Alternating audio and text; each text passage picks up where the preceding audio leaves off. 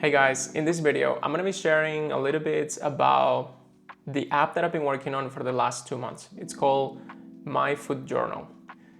If this sounds familiar to MyFitnessPal, it's kind of similar, but the idea didn't come from it. The idea for this app came because I was trying to be a little bit more healthy, but sometimes you just give in into temptation and end up eating things that you might start to regret a little bit later. For example, sometimes you might end up having way too much ice cream or cookies or donuts, and when you're sticking to like a regular diet and you switch to having a lot of sugar, all of a sudden you're gonna feel a little bit out of balance, you're gonna feel a little bit sick. And for me in particular, I get mood swings, I get sugar crashes, and I also might get skin breakouts. So it's a little bit uncomfortable, but every now and then I just forget. So that's where the idea for this app came about. I wanted to have a reminder or something that would keep me a little bit more aware of the amount of sugar that is included in some of these regular food items. So I decided to build the app around this idea of making sugar a little bit more visible within your day-to-day. I think one thing that makes it a little bit difficult to be aware of how much content of sugar there is in different items is that you generally don't have a visual perspective of the different things that you're putting into your body when it comes to nutrition. So if someone tells you that, let's say, a chocolate bar or a granola bar has 30 grams of sugar, you might think, yeah, that sounds okay. But in reality, that's actually quite a lot. So with the app, I wanted to have this shock factor of comparing the sugar that you're eating with a particular product and compare it to something else that you might be more familiar with, like actual sugar in grams, or maybe a different product that you might relate to, something like cans of Coke or soda, or something else that you might already be consuming. So I think having that visual comparison was something quite important for this app, and the idea for that actually came from watching some videos many years ago. I couldn't find the videos, but the videos were essentially showcasing the amount of sugar and fat that would be in everyday foods and drinks. And these videos were really shocking. They were quite graphic in that they would actually show you in fat or in sugar the amount that each of these items contain. So that really made an impression on me, and I wanted to make the app based around this idea of comparison. Eventually, as I started to work on the designs and the different ideas for the app, I realized that people are probably wanting to track other things. People are not just going to be looking at sugar. If someone is already looking at sugar, they're probably already going to be looking into their calories and their proteins and everything else that goes into nutrition, because it's already within that space and that mindset of being aware of the nutrition in the different foods that we consume.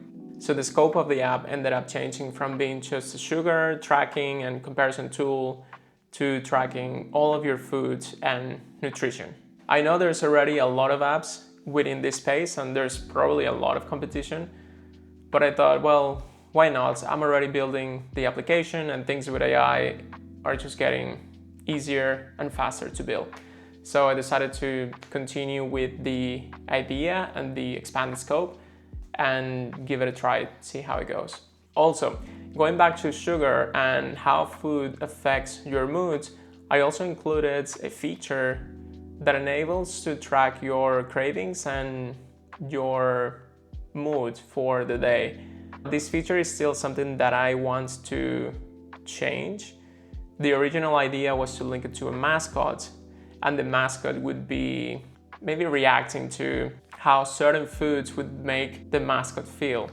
And I think I ended up spending way too much time on designing the mascot and trying to come up with some nice animations.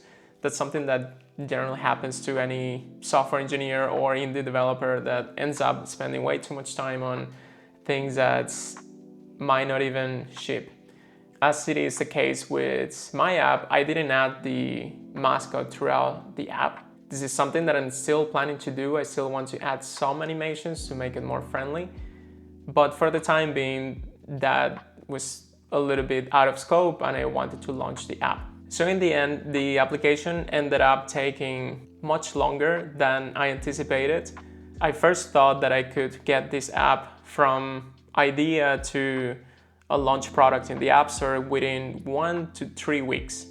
This was a very ambitious plan, but the scope was also more reduced at the beginning. In the end, it took roughly 1 to 2 months, but this was time in which I was also working full-time, and I spent some nights and weekends on the app, and also during the Christmas period I spent a few days working on it. One of the things that I did quite early with this application was to decide on a color scheme and color palette, and even I think also the typography that the app was going to use, just so that I would have a consistent design across the application. Even though I had some design screens from ChatGPT that I added to Figma, I didn't actually refine the designs too much because I was building the app entirely on Cursor, vibe coding, and I would just ask it to tweak things here and there. But the good thing of having the color scheme and the typography set up is that as you prompt the AI to build things, it's going to keep a consistent design, given that this is already part of the main instructions of how to develop the screens. I ended up launching the app around mid-January, and the main features are things like food scanning, barcode scanning, manual food tracking, and mood tracking. Those were the original features. In the past month, I've been working on slowly adding a couple of new features, like having a favorites list and also improving the way the stats show up for users. And one user requested glucose tracking. I think this might be quite useful for some users. And also anything that you track within the app, you can optionally also track in Apple Health. So for the first month, here are some of the stats. Around 500 users ended up downloading the app. Almost 400 users got to the paywall, and around 25 users ended up converting on the paywall. So roughly, very roughly, this gives you maybe 5 to 7% conversion rates on the paywall. This is to start trial. And this is actually pretty average within consumer apps, which I think is pretty good for launching the app and not having done any marketing whatsoever, at least not yet. Also, the App Store conversion, which means when users find the app in the App Store by searching or browsing, this is sitting at around 4%. This means that from 100 people that might see the app, 4 end up downloading the app. So there's definitely room for improvement in terms of App Store assets and description and the icon and everything else. So monthly recurring revenue sits at $82, which is a good start, but I'll be trying to improve this with a few different strategies. So as you can see, publishing something in the App Store is going to give you an App Store boost for maybe the first 3 to 4 days, and after that you go back to like 0. And this is quite normal. I think a lot of this comes down to how much marketing you're putting into the app and also the keywords and descriptions and metadata that you have within the app. So for the first month since I launched the app, I've been focusing on adding a few different features into the app and fixing a few bugs. And the plan was to get the app to a good state before I start marketing on TikTok and Instagram in a way to promote the app within social media and start to test out what content relates to people, what content is bringing people into the app. And eventually I'll start to run ads on either TikTok or Instagram, depending on which content starts to resonate more with people. Once I get into a good rhythm for the content creation and the marketing for this app, I'll start working on the following app. I'll be sharing a little bit more about this application and the portfolio of apps in the future. So if you're interested in this content, subscribe and I will see you in the next video.